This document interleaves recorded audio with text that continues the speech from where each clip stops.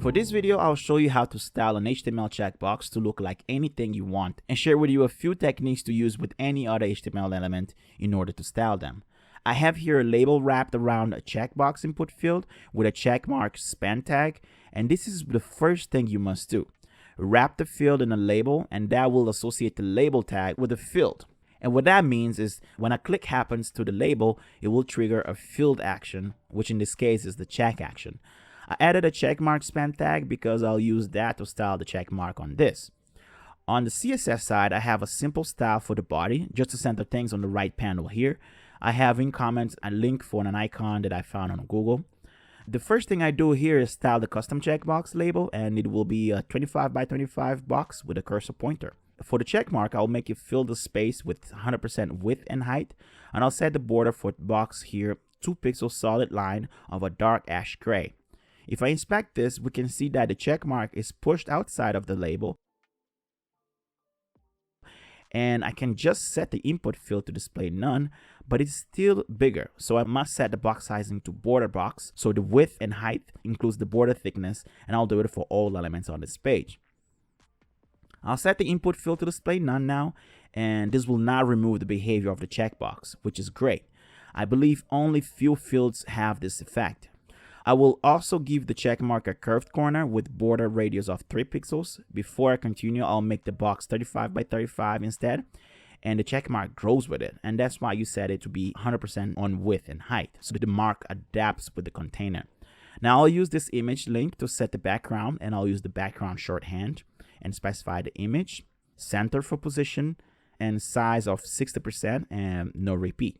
The icon is white, so that's why you can't see it.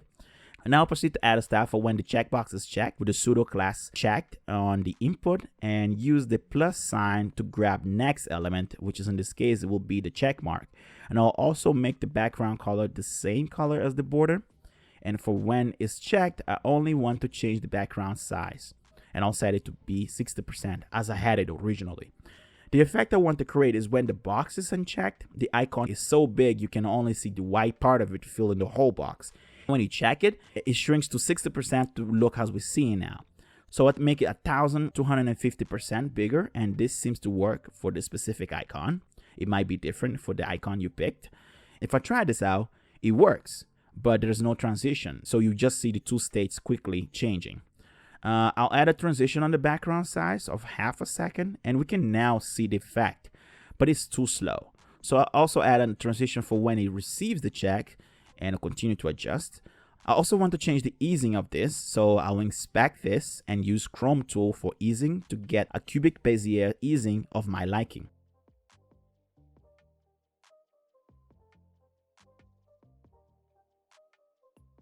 And this seems to do. I like the bouncing effect on when it settles, and I'll continue to adjust the timing until it's perfect.